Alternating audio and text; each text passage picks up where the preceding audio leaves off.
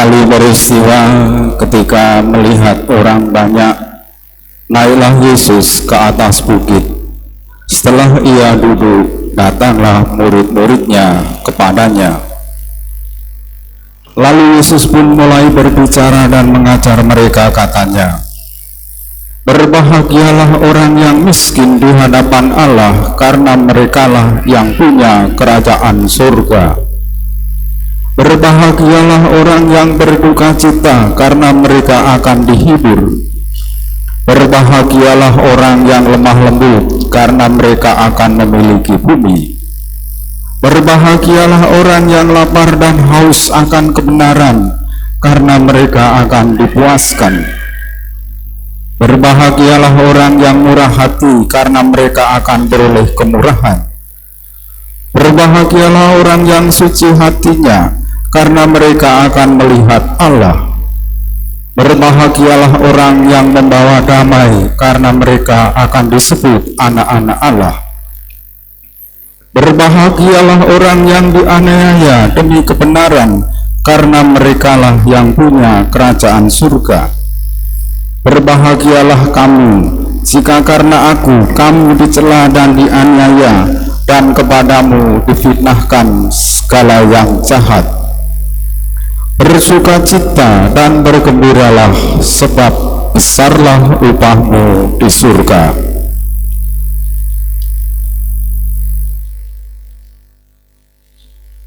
Demikianlah sabda Tuhan.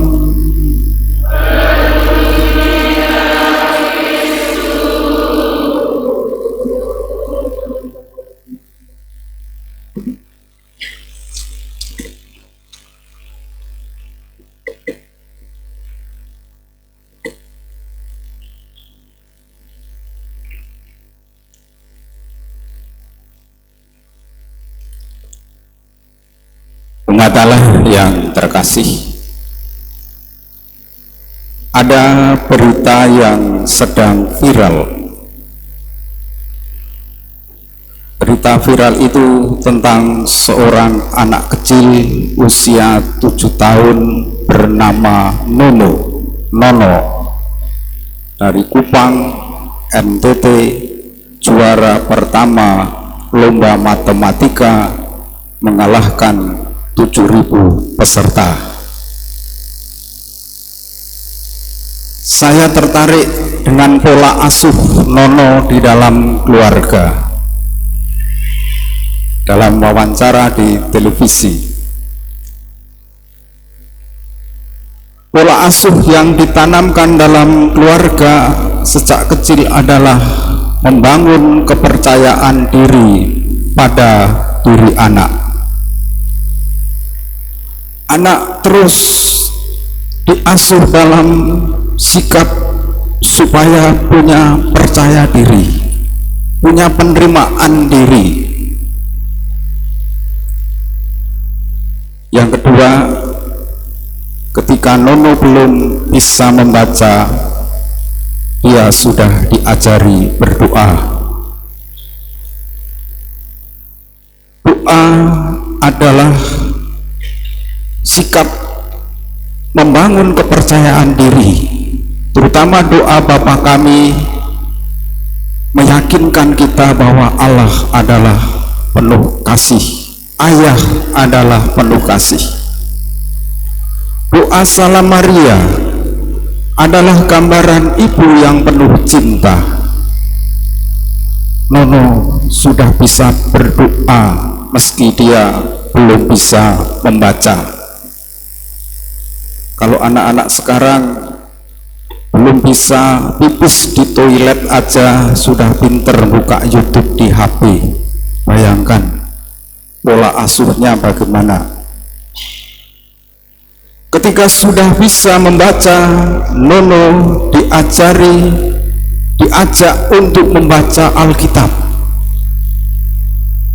Saya yakin terutama kisah Yesus itu harus dihafal, karena Yesus dimengerti sebagai seorang hebat, sebagai seorang yang luar biasa perjuangan hidupnya. Dan ketika kursus sempoa semua itu belajar asik dan menyenangkan.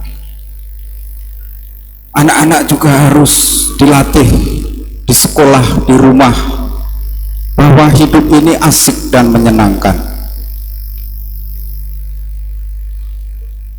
Lalu yang ditanamkan kepada kedua orang tuanya setelah itu adalah selalu takut akan Tuhan, menghargai sesama, dan rendah hati. Nanti lihat di YouTube-nya, cari Nono, wawancara di televisi. Mamanya begitu, ibunya seorang guru, papanya seorang petani sederhana. Apa yang diajarkan oleh orang tua Nono sebenarnya adalah juga program kita, keluarga-keluarga Kristiani, dalam menanggapi panggilan Tuhan. Sabda bahagia yang kita dengar, kitab Nabi Yefanya yang kita dengar, mengundang kita untuk mencari Tuhan, untuk takut akan Tuhan, menghargai sesama, menegakkan keadilan, dan bersikap rendah hati. Apa yang kita kerjakan di dunia ini mengarah ke depan kepada penghakiman pada akhir zaman yang membingkai seluruh pengajaran Yesus. Pengajaran Yesus itu kedua-duanya disampaikan dari atas bukit. Kedua-duanya membicarakan siapa-siapa yang bakal memiliki kerajaan surga dan yang akan dapat memasuki kebahagiaan kekal. Kebahagiaan kekal itu dimulai dari sekarang. Sabda bahagia menggambarkan keadaan batin dan sikap hidup mereka yang nanti pada akhir zaman dapat mengatakan bahwa telah berbuat baik bagi sesama, dan Tuhan akan mengatakan itu semua dikerjakan bagi Tuhan. Apa yang kita lakukan kepada orang yang paling menderita, kita lakukan untuk Tuhan. Bukankah sering ada ungkapan, lebih bahagia memberi daripada menerima? Bukankah ada ungkapan, lebih baik melayani daripada dilayani? Itulah salah satu atau beberapa ungkapan tentang sabda bahagia. Anak-anak hari ini juga baru temu kangen mistinar. Anak-anak ini punya moto, jangan mengaku keren kalau belum jadi mistinar. Itu ungkapan pelayanan, ungkapan sikap rendah hati, dan orang tua harus membekali anak-anak, juga kita semua sebagai orang dewasa, punya kepercayaan diri yang betul, lalu takut akan Tuhan, menghargai sesama, dan dalam hidup punya sikap rendah hati. Dengan begitu kita akan mengalami orang-orang yang dikatakan dalam sabda bahagia. Kita berdiri, kita perbaharui iman kita. Aku percaya akan Allah,